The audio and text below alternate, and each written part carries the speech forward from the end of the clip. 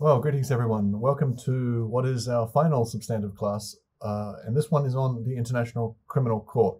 I hope by this stage we're really triangulating on the different aspects of the course that we've gone through, all the way from history to critique to politics to theory, then a section on the doctrinal aspects of international criminal law, the criminal offenses, modes of liability, and now within the section on institutions, where we've looked at national courts, where we've looked at ad hoc tribunals, and then the final element, the Permanent International Criminal Court, established in 2002. Let me start by talking to you about what I hope we will go through today. And here then are the objectives of our class, the sort of things that I hope we will discuss at length, both within the contours of our discussion or my presentation now, but also the discussion that follows it afterwards. So the first objective is to have an understanding of the historical initiatives to create a permanent international criminal court. As we'll see momentarily, they've spanned at least 150 years, and we can discuss ways to think about those and their significance momentarily. I hope that you will emerge having explored the court's identity and performance since its creation in 2002. By identity, I just mean what's its scope, what's its jurisdictional capacity, how does it operate, and how in the abstract, in a legal sense, but also how it's operated in reality since 2002. I hope you'll have an understanding at the end of this of the different purposes for the International Criminal Court and how they relate to our earlier discussion of international criminal law institutions. And so by purposes, I mean all of the discussion that we've had in the past about retribution and reconciliation, deterrence, and so on and so forth. As we'll see, I want to talk to you about a new and important purpose that the ICC has found itself addressing, and that is ways of resolving conflict. So peacemaking becomes a new purpose that we'll discuss. 4, I want you to emerge with having discussed a range of political implications of the International Criminal Court's work. So again, the attempt is to resituate this institution's work within the context of discussions that we've had about the politics of international criminal justice. My thesis again being that we should disaggregate these types of institutions and the politics that they entail. One will not necessarily be the same as the other. The politics of the International Criminal Court are nonetheless very intriguing. In the 5th instance, I want to explore a series of alternatives to prosecutions, which plays off the themes that I developed last time for ad hoc tribunals. And by alternatives, in the past, we've discussed truth and reconciliation, we've discussed responsibility to protect in the sense of use of force. Today, I want to discuss amnesties with you as alternatives to prosecutions and the ways in which the International Criminal Court will have to negotiate these waters now and in years to come. I want you to emerge from the process also understanding how the law applicable in the Rome Statute for the International Criminal Court transcends many of the shortcomings of previous iterations of international criminal law that we've looked at, but that it also instantiates a series of its own legal vulnerabilities that are open to criticism, and I want to share some of those with you also. Finally, in terms of consequences, I want to discuss the positive and the negative consequences of the court's work and its existence more broadly to date. I'm hoping that throughout you will have sort of opportunities to use different aspects of what we've been discussing today and throughout the course to form your opinion about international criminal justice and to arrive at, draw your own conclusions about each of these phenomena.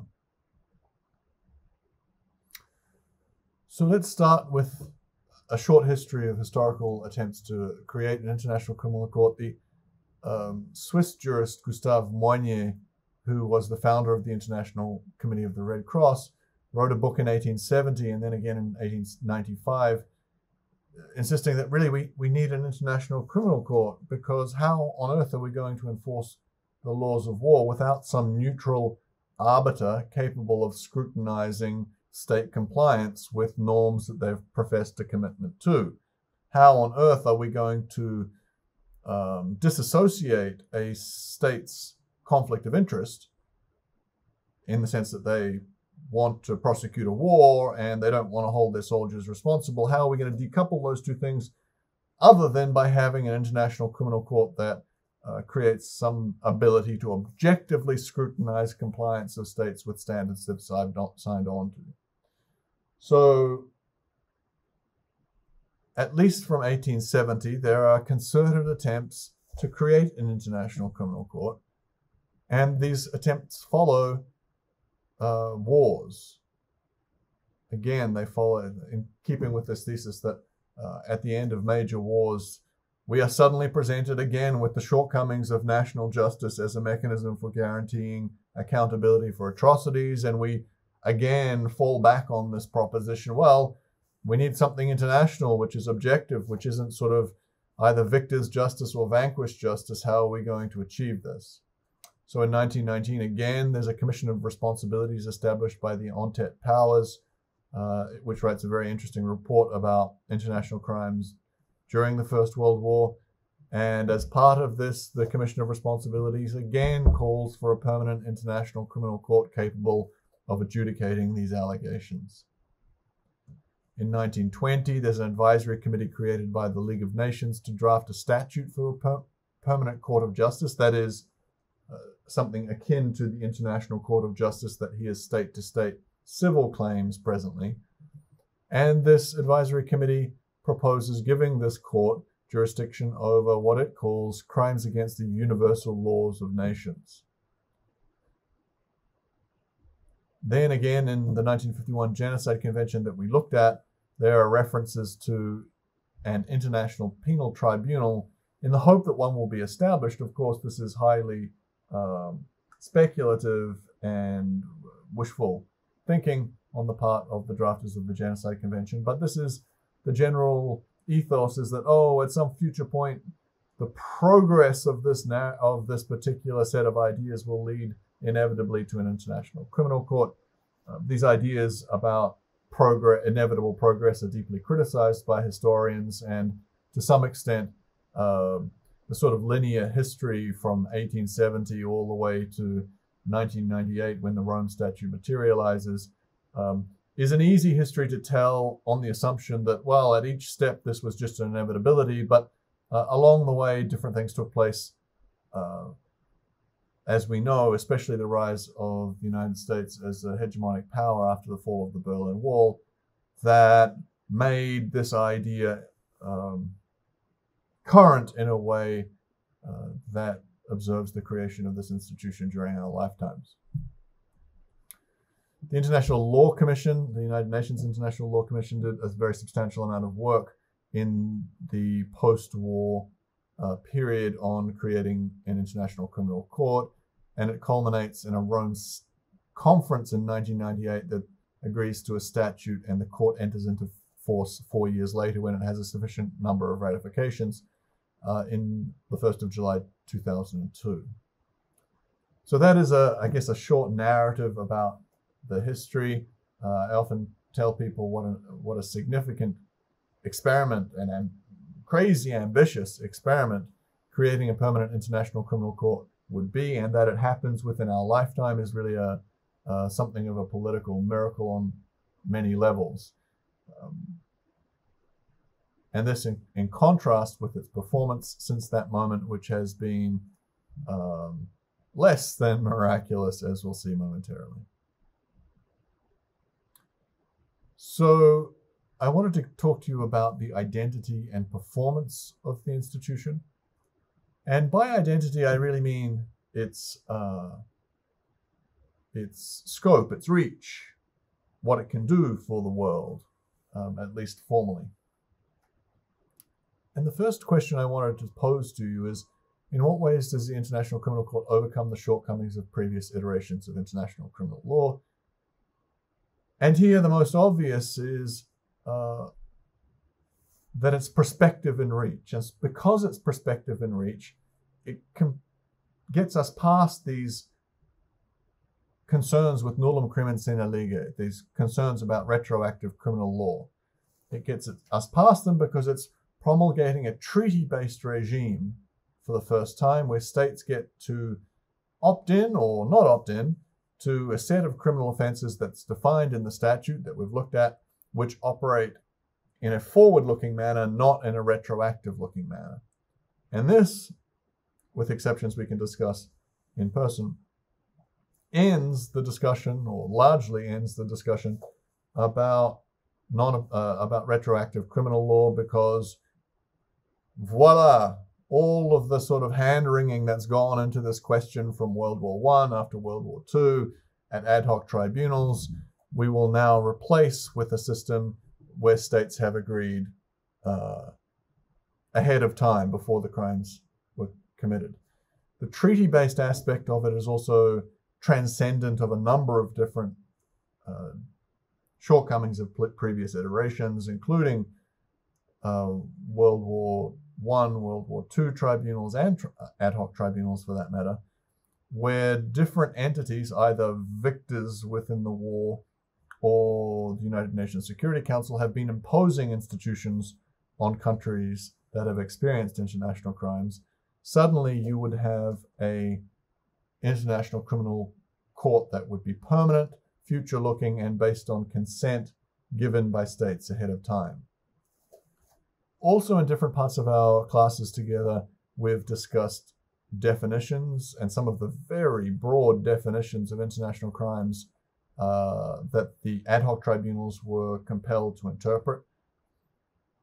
And in order to address this, the statute of the International Criminal Court defined matters in far greater detail, including through the use of elements of crimes, which is a supplemental document which really concretized and made the ICC statute much more like a criminal code and much less like a public international law treaty that judges would have the independent ability to interpret for themselves. And finally, there were a number of limitations that creating a permanent international criminal court shed, if you like. One was the sort of geographical limitations that we saw at the ad hoc and tribunals for Rwanda and the former Yugoslavia specifically. Both of those ad hoc tribunals were limited to the geography of Rwanda and the former Yugoslavia. Both had time limitations that were significant to them. Suddenly we would have a permanent international criminal court that would operate into the future and have jurisdiction over all actions by nationals of states parties or that took place in the territory of states parties. And so in all of these senses, the International Criminal Court was something of a watershed for the field and an attempt to correct several of the deficiencies that had led many to criticize earlier iterations of the project. Now, I want to talk to you about a concept called complementarity, which is a strange word, but it is a key element of the identity of the International Criminal Court and one that you should be familiar with.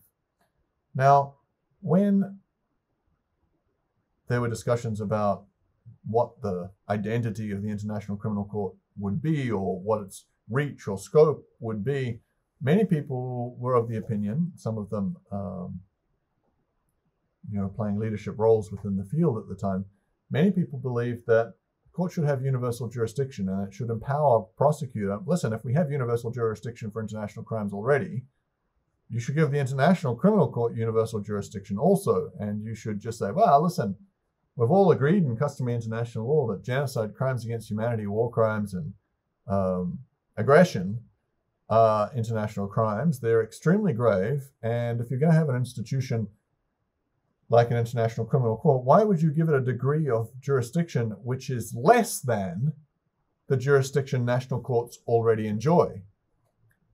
So we should give it universal jurisdiction, and the prosecutor just says, well, listen, we can bring charges in any country we want because international law already creates the substantive basis for the offenses anyway.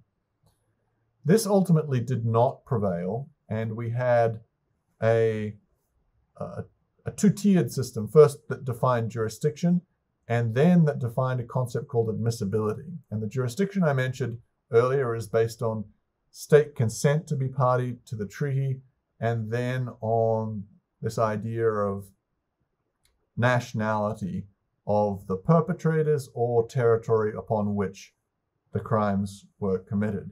There were other aspects as well of jurisdiction, including the idea that the Security Council could refer cases to the International Criminal Court even when the state concerned wasn't consenting, as took place in Sudan and Libya. But in essence, the jurisdictional elements are limited to this idea of territory and nationality of states party to the treaty. Then when it comes to admissibility, this idea of complementarity is very important in defining the identity of the institution also. And complementarity means that in order for the court to bring any case where it has jurisdiction, so where it's established the first step of jurisdiction, the second step is to consider admissibility. And complementarity means that the ICC will play a role that is complementary to the jurisdiction of national courts. And complementary means, and is inscribed in law as, an obligation on the part of the International Criminal Court to establish that national courts are either A, unwilling, or B, unable to prosecute. And that structure means that the ICC plays a secondary role to national tribunals, or at least it exists in an auxiliary fashion that gives first bite of the apple to national prosecutions. And so if you want a nice parallel, in many respects, the unwilling aspect replicates Leipzig. Remember, the Leipzig tribunals proved to be a farce, and nothing much took place. They were a sham. And so the idea would be, well, when there's evidence that the national courts are unwilling to meaningfully prosecute these offenses, then the ICC will have jurisdiction in those instances.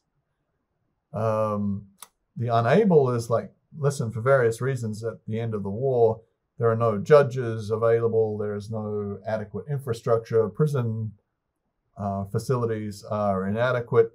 And so in this instance, the ICC would step in as a surrogate to fill a void when institutions at a local level are unable. Now, this is in sharp contrast to the jurisdiction of ad hoc tribunals that was supreme.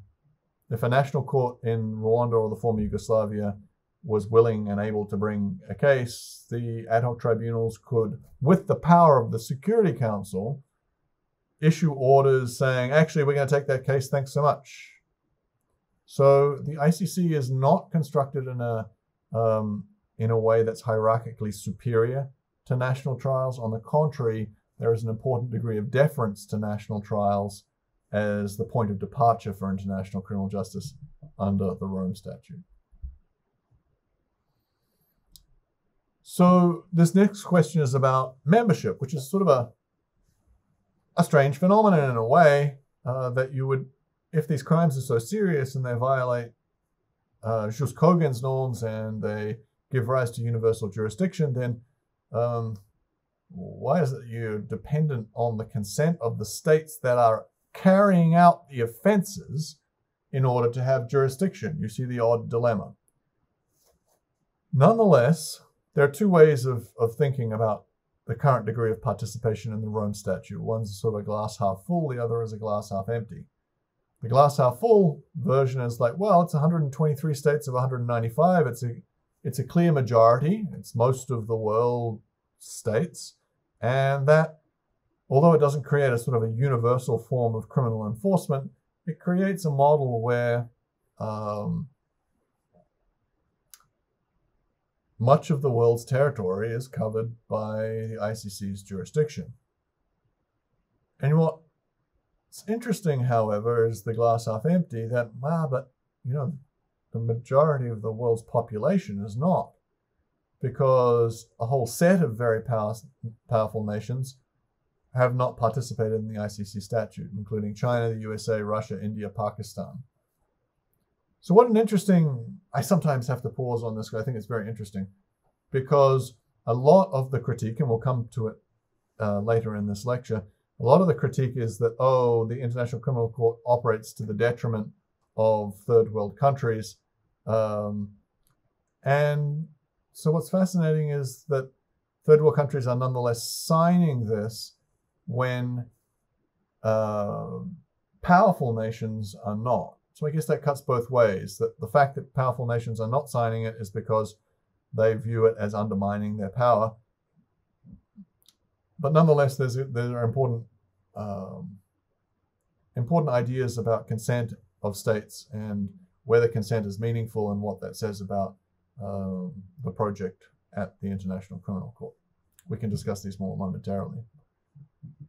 In terms of record, it has been deeply lamentable and has in no way, shape, or form lived up to its potential. There are various reasons for this that we can discuss.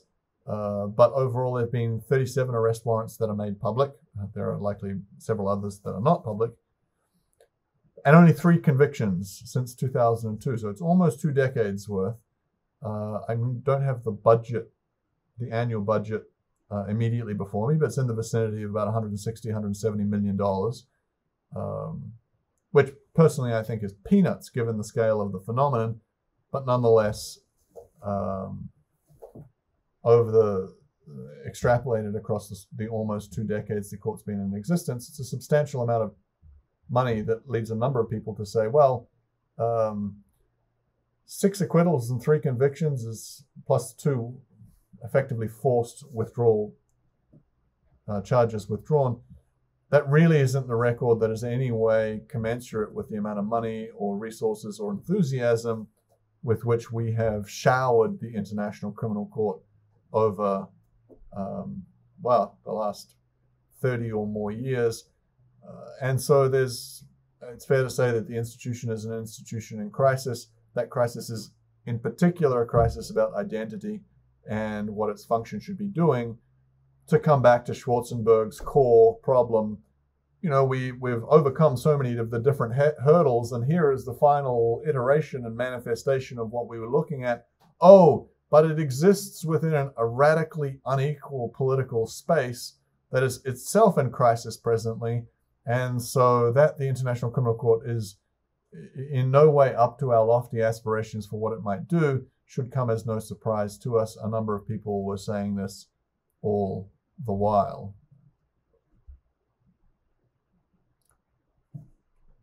This brings us to the ICC's purposes.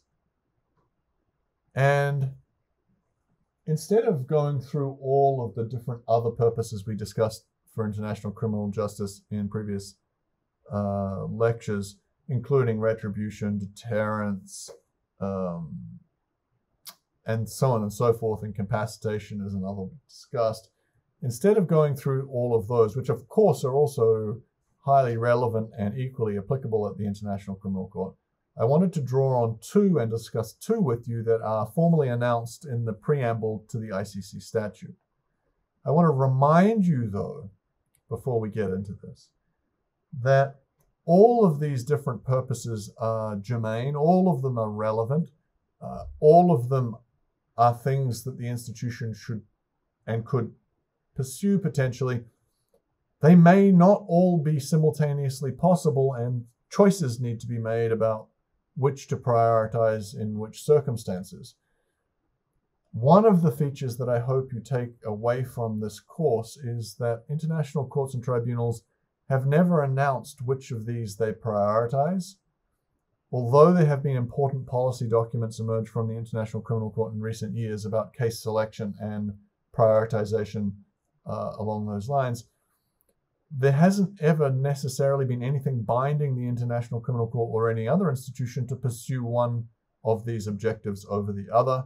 They're not hierarchicalized, they're not formalized, and so decisions are available to the prosecutor of the International Criminal Court that really entail a fairly substantial discretion.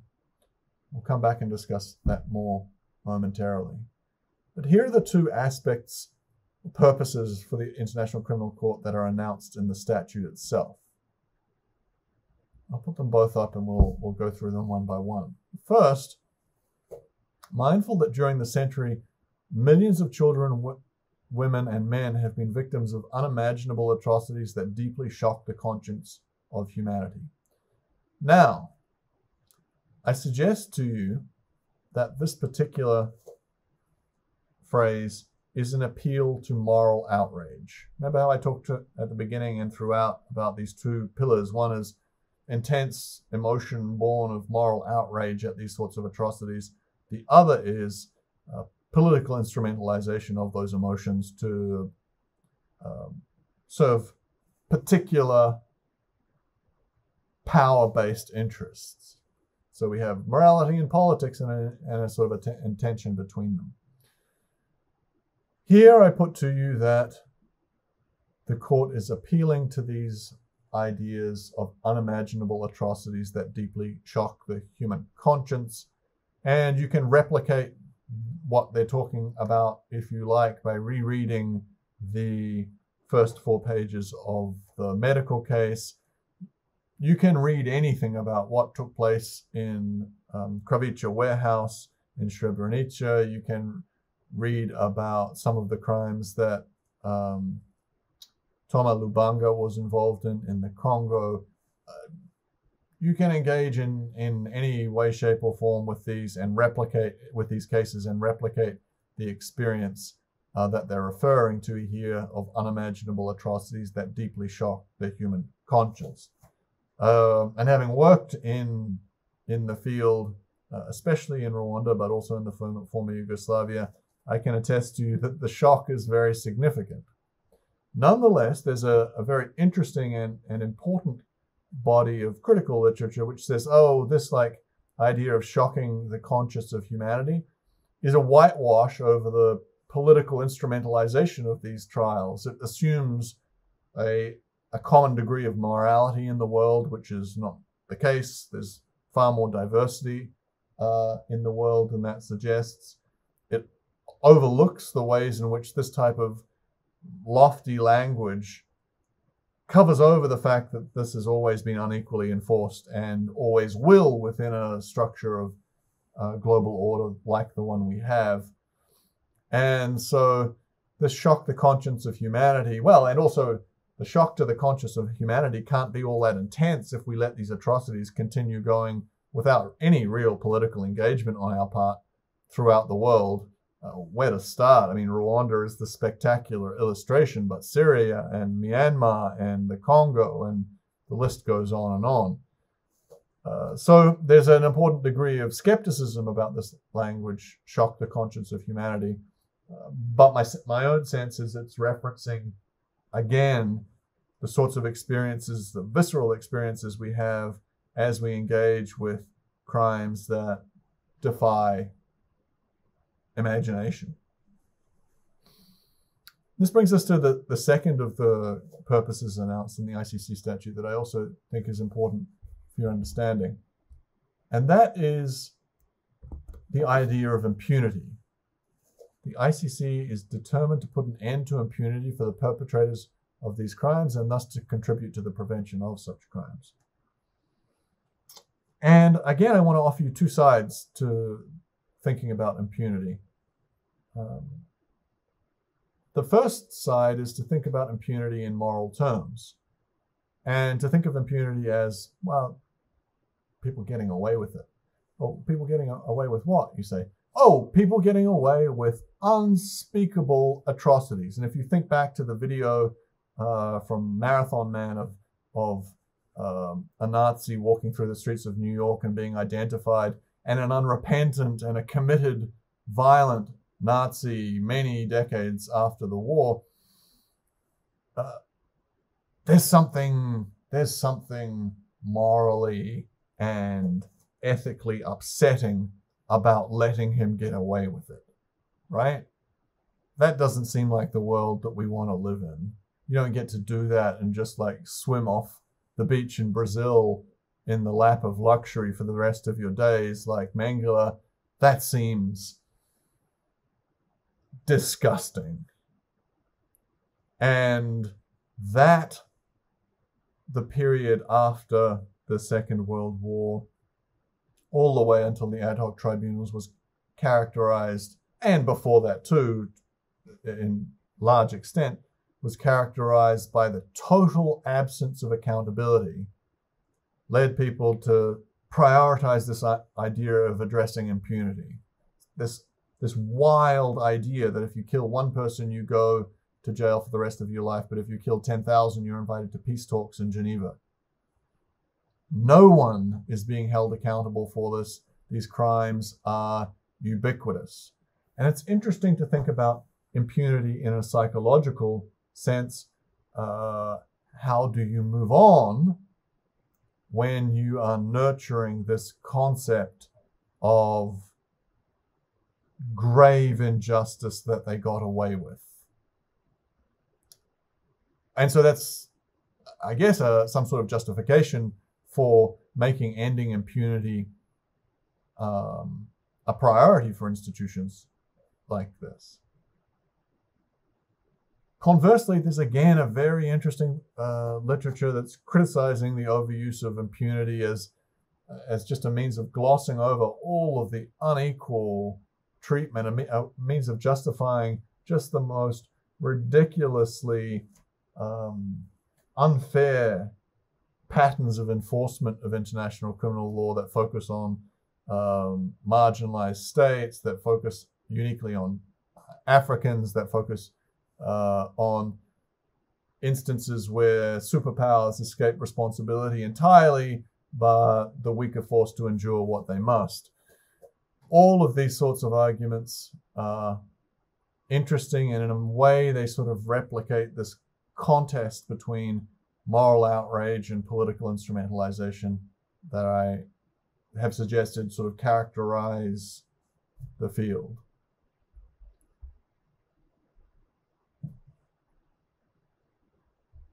This brings us to political implications.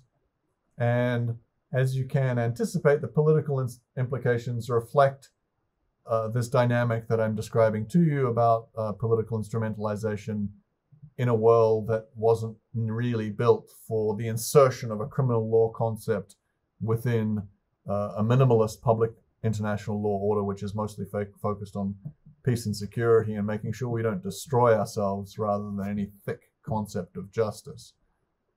And so there are different ways in which the double standards that we're referring are reflected. They're reflected in the substantive offenses that are included in the statute. Why include these offenses and not others?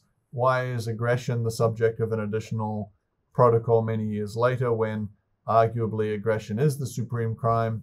That reflects particular international interests. There are other moments where third world states suggest criminalizing colonialism and apartheid in very rigorous terms that effectively encapsulate colonialism.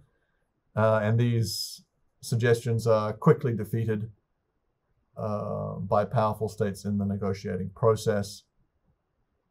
There's the reality that the United States government, for instance, participated very heavily and drew a large number of concessions about how the International Criminal Court should function during the Rome negotiations in 1998, but then ultimately didn't sign anyway. And so states made a great deal of sort of concession to the United States in the structure of the court's mandate and identity. And yeah, that was insufficient to bring the United States into the fold. Likewise, China and other major powers we looked at. We see these sort of double standards most acutely where the Security Council gives to the International Criminal Court jurisdiction over non-states parties, so Sudan and Libya, like I mentioned. But as part of this process, there are exemptions for US nationals who are operating in Sudan and Libya. And so, you know, this uncomfortable moment where the instrumentalization is very overt. It's overt in the sense like, oh, here's a superpower giving the International Criminal Court jurisdiction at the same time that it's depriving it of jurisdiction over its own nationals. So it's like, oh, well, this institution is good for other people. It's not good for us. And that is really making explicit a power dynamic that is at the very heart of the field.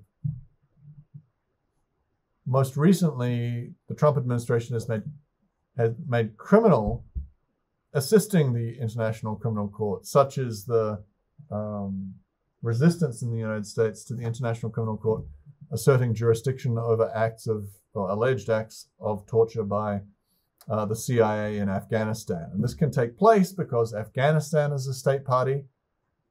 One of the jurisdictional propositions is that the International Criminal Court will have jurisdiction over the territory, crimes by all nationals in the territory of states parties. Because Afghanistan is a signatory, the ICC enjoys jurisdiction. And the United States is deeply opposed to this, despite having been the champion of international criminal justice after the Second World War into the ad hoc tribunals. So there's a fairly overt double standard that should make you uncomfortable about the extent to which international criminal justice is a strong element of what one might consider of a globally just system.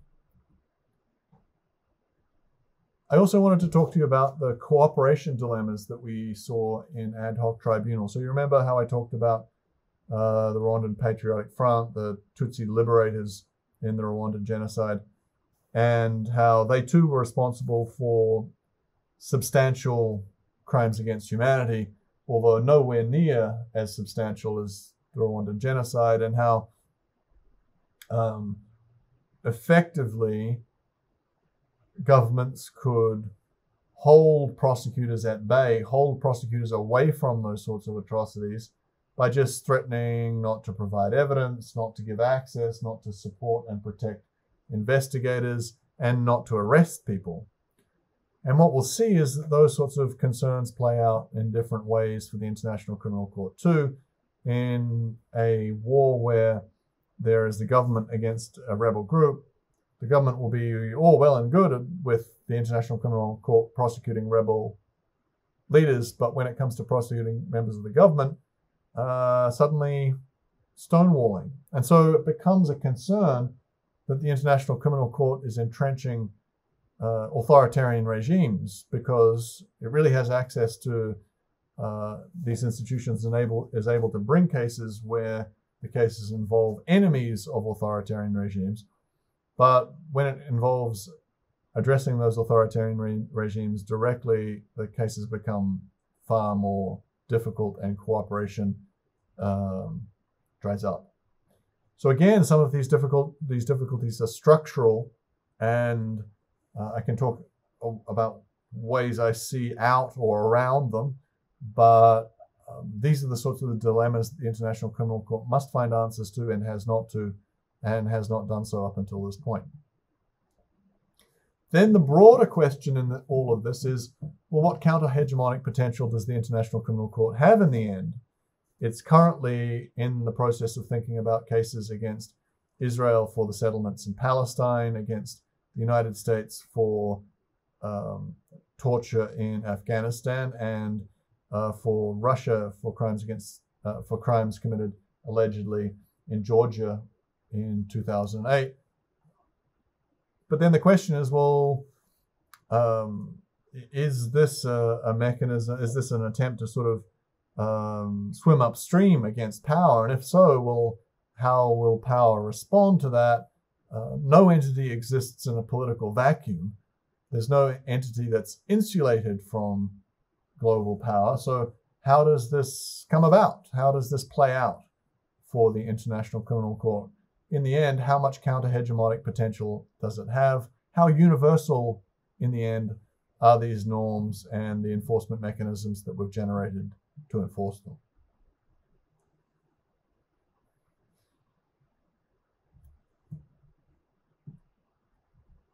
And I guess one of the questions is,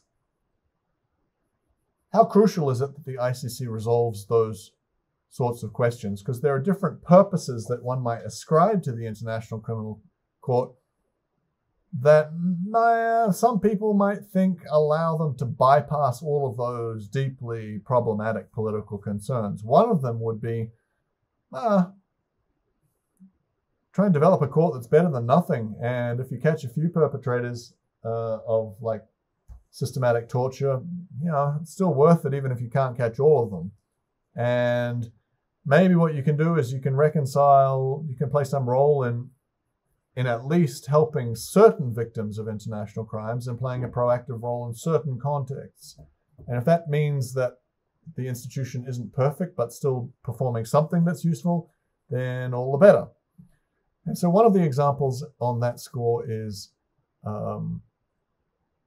arises in the context of discussions about alternatives to prosecution at the ICC. And in other contexts, we could discuss truth and reconciliation commissions. We could discuss a whole series of different, of exiling certain individuals and just get them out of the country. There are a whole series of questions that we could think about carefully. The one that I really want to raise with you now is amnesties.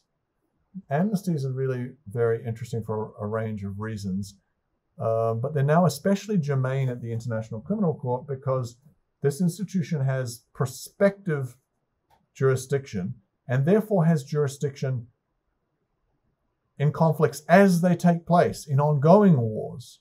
Most previous iterations of International Criminal Tribunal were created after the fact. Most, but not all, were created after the fact.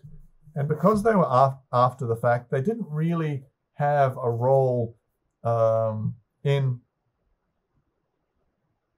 quelling violence that's taking place at that moment. Most of them were exercises in trying to bring justice after the fact, once atrocities had run their terrible course. The ICC found itself in a position to actually affect the terrible course of mass violence and to try and play some constructive role as an institution bent on conflict resolution, suddenly a new and complex purpose. And this new and complex purpose gave rise to a set of dilemmas about amnesties. And just so it's clear about what we're talking about, let's use Colombia as an example. And Colombia has been in a civil war with the FARC for 50 years. And there are substantial international crimes committed, if I understand rightly, on both sides. And then the question becomes, well, if the FARC comes to us and says, listen, this 50-year war, it's been really unbelievably terrible and so much blood shed, so many people terribly hurt for generations as a consequence of it. Let's end it now. And if you promise that you'll never prosecute us, we'll put down our weapons. Because, why would we put down our weapons if you're going to prosecute us anyway? It's like, oh, well, I'm going to go to jail if I put down my weapons. I think I might favor, not universally, but it tends to be the case that warring groups will press on in certain instances if the alternative is that they go to jail. So on the one hand, you're like, well, I really want to promote peace and I want to end this violence. So you want to say, yeah, sure, all right, let's put the past behind us and try and grow a new culture that is transcendent of what took place in the past. But on the other hand, if you sign an amnesty, and if you make that sort of deal, then you create an incentive generally for war and for atrocities in particular. If you're a warring faction and you're involved in a brutal war, why would you not just do the most brutal things? Saying to yourself, yeah, but I'm going to be invited to Geneva for peace talks at the end of this. So there are no consequences. There are no ramifications for me just terrorizing this local population. I hate them anyway, and they killed my sister and raped my cousin. I know I'm going to get an amnesty, so scorched earth the whole way. So you see, amnesties create important dilemmas. They create important dilemmas about whether your focus is short, medium, or long term, about whether your focus is peace, whether your primary concern is justice, what's the relationship between the two concepts. And suddenly, the International Criminal Court has a role in mediating these values in different places, and Colombia is a good example of this. And so the literature is a little bit conflicted about how the ICC has been going, because the ICC in Colombia insisted that there should be prosecutions, but was lenient about what the structure of those prosecutions and that those forms of accountability should be. And ultimately, there was a sense that this lenience was constructive in generating a peace deal that the FARC agreed to. It's a much broader discussion than this, and some of the literature is referenced in a Collège de France lecture that I gave you and that I've included in the syllabus for this. So let's talk, I didn't want to move on too quickly from this. Alternatives to prosecution at the ICC are also supremely complex, involving questions of letting someone like Hissène Habré just leave Chad to go to Senegal. In the end, that might be the best solution to the problem and cheapest, and at least you have the person who has been committing these sorts of disappearances and torture out of the picture, and you have a new democratic regime flourishing, etc., etc. Maybe that's the best solution. Maybe that's the best alternative. Likewise, maybe in South Africa, a Truth and Reconciliation Commission is best, given the scale of these offenses and the degree to which individuals are participating. Maybe in the end, that really is a preferable option. Now we have conversations about amnesties. There are other alternatives also. You start to see how some of these issues are supremely complex, and the possibility that the International Criminal Court could promote some of these values is significant, and the possibility that it could exacerbate some of the problems is also manifest. So very interesting. I didn't want to gloss over that, but let's move on nonetheless to the law. Now, we sort of mentioned all earlier, but I want to reiterate, how did the ICC statute ameliorate some of the legal difficulties that had plagued international criminal law up until now? Well, it added a whole series of sexual offenses, which was long overdue and very important. It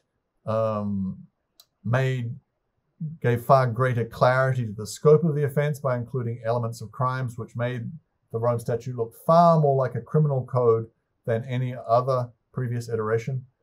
The prospective application and treaty-based functions were very important in getting us past the retroactive application of criminal law dilemma that had plagued international criminal justice for the longest time.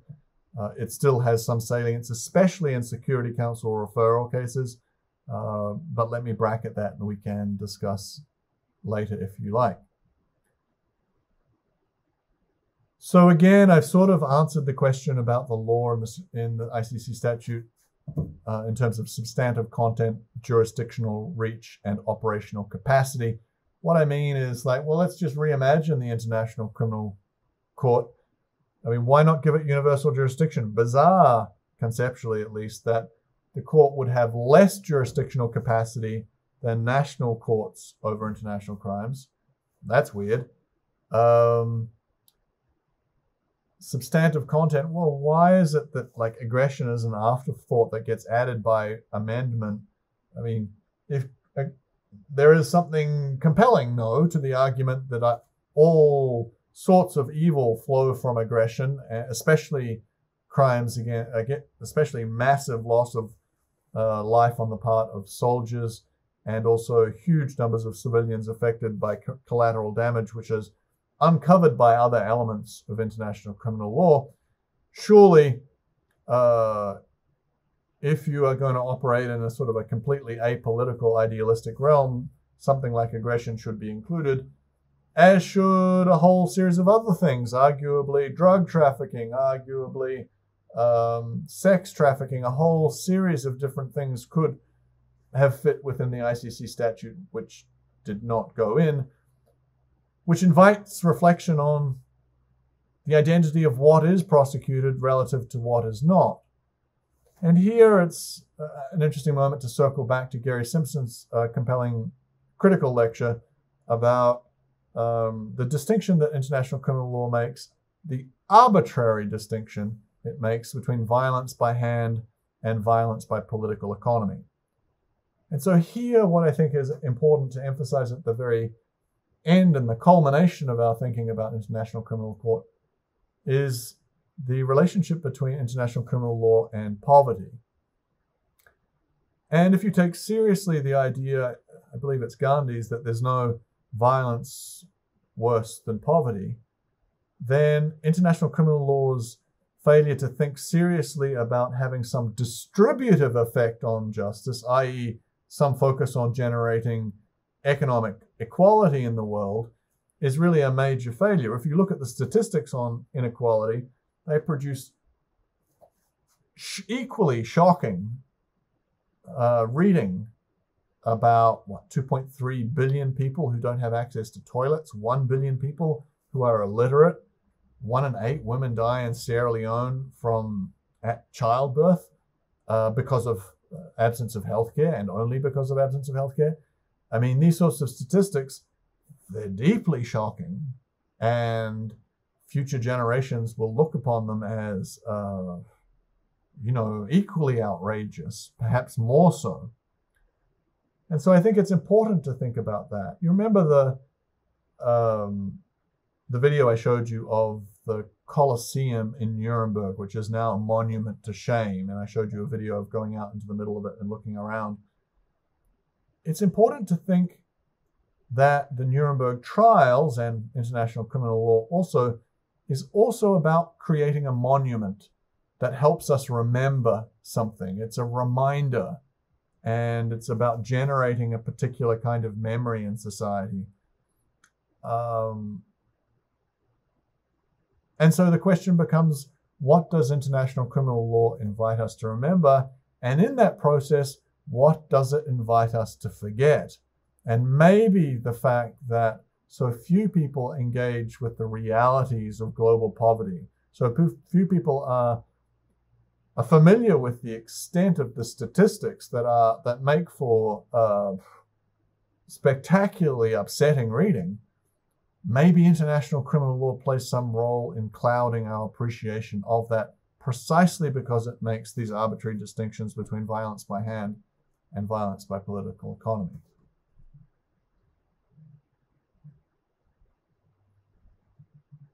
So I have just a couple of minutes left, and in this period, I'm going to talk to you about the consequences of the International Criminal Court and sort of lay something of a foundation that we can use for discussions momentarily.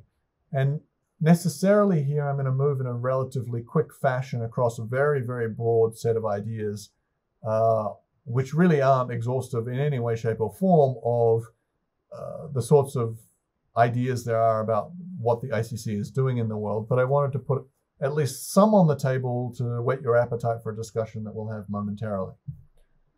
So I think I've referenced previously that there's a very interesting empirical research by scholars like Beth Simmons and Catherine Sickink, reinforcing the importance of the role of the international criminal law, saying that there's empirical evidence to suggest that it does deter atrocities and that it has a net beneficial impact on human rights performance throughout regions where there are national prosecutions.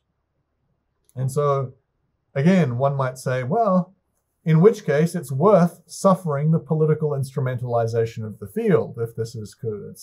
That's the imperfections are manifest, they are sometimes in your face, but nonetheless, if we can deter some atrocities in Africa, if we can deter, if we can promote human rights in a regional sense where there are these sorts of international prosecutions, maybe it's worth suffering the spectacular downsides.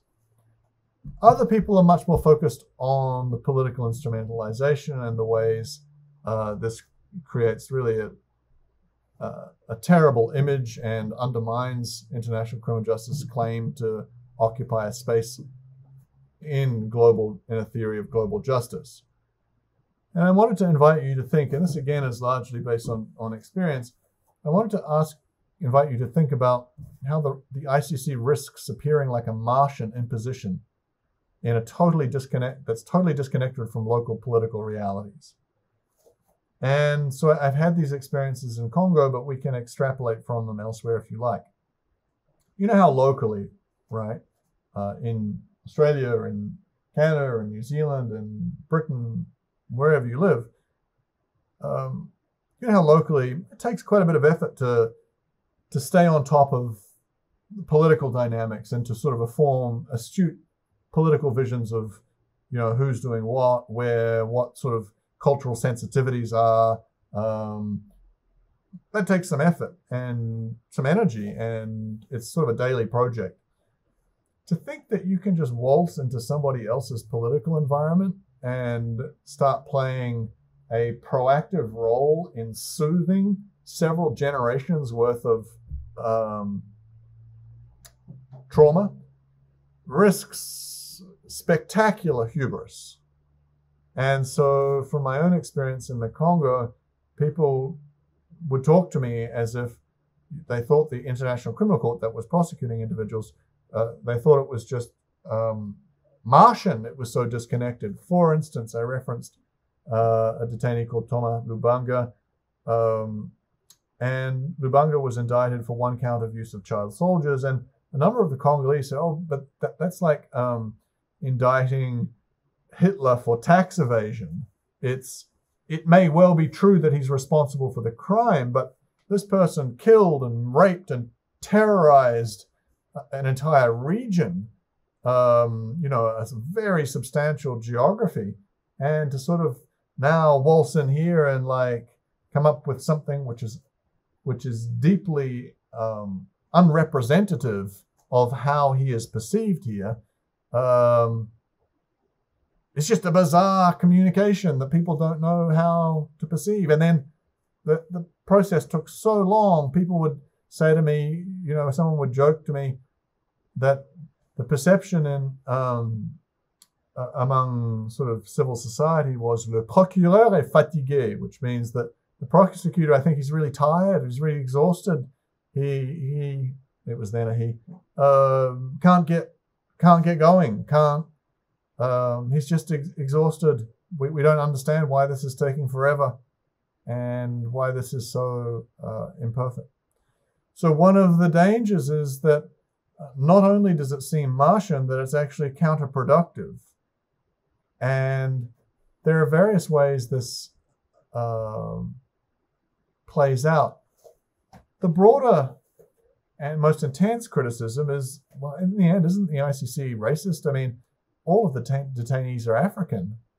And given the fact that there's no shortage of offending globally, and in fact that atrocities in Africa aren't just committed by Africans, there's all sorts of external inputs into them all the time, by selling weapons to notoriously brutal regimes, by pillaging natural resources that are harvested by like brutal genocidal regimes in order to finance their purchasing of weapons, all of these sorts of dynamics. And the ICC is just like, oh, we're going to focus on the people who are actually the Africans and only the Africans. And that's an intense criticism. And,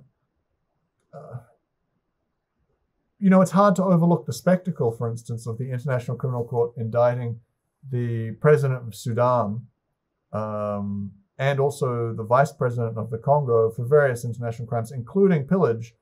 Pillage means theft during war, and that the property that they're alleged to have pillaged through soldiers is epiphenomenal to the conflict, meaning it's just a consequence, just an implication of being at war is that, oh, we can take these cows and we'll take these fridges and these trucks.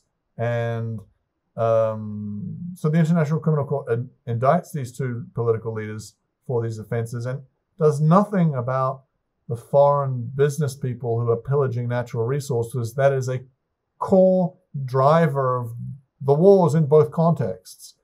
And so this sort of double standard again, and the politics around it, again invite us to think about this relationship between moral outrage and political instrumentalization in the context of an intense allegation that the regime is ultimately racist.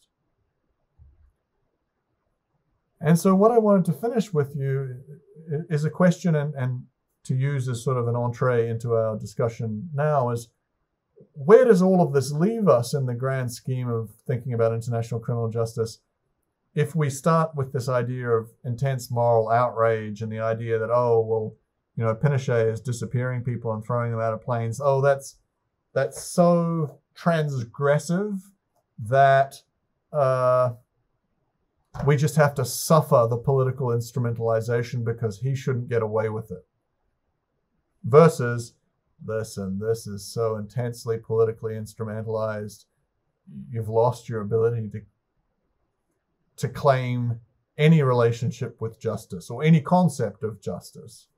This is partial to the core, and the sorts of concerns that Schwarzenberger had at the very beginning about like trying to insert a criminal law element into a global legal order that is structured the ways that it is, ultimately they prevail in these dynamics. So I'm going to leave you with that question and look forward to discussing it with you momentarily.